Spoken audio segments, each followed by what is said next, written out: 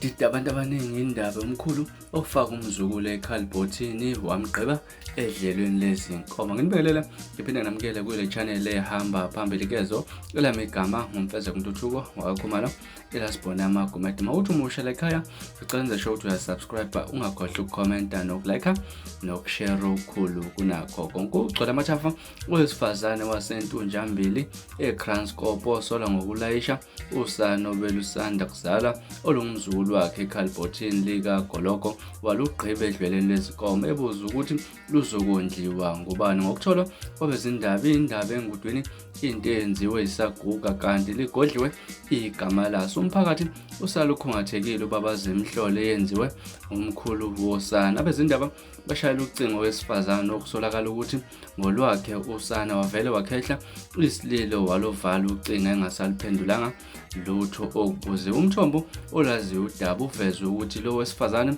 usethuthile entunjambili kodwa ukhona kwaZulu Natal kwenye izindawo abhace kuyona. Osondelene nomndeni ucela ukuthi ligodle igama lakhe.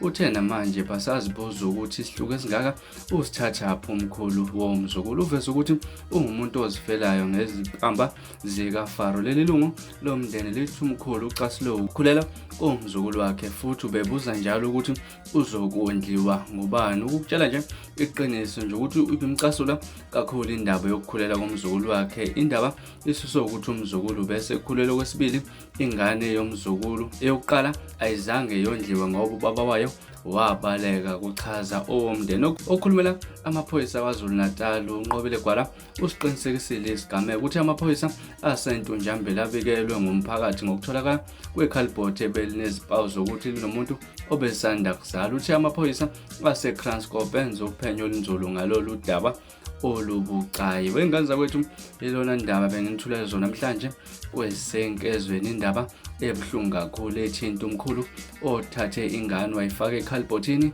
likagoloko wahamba wayogqiba edlelweni lezinkomo. Indaba fethu ebuhlungu kakhulu, kodwa nje bekuzona indaba benginethulele zona namhlanje kwesenkezweni. Okwakho nje ngicela ukuthi usubscribe, ungakhohlwa ukukhomenta nokulike nokushare okukhulu kunakho konke. Nibe nosuku olumnandi, nginithanda kakhulu.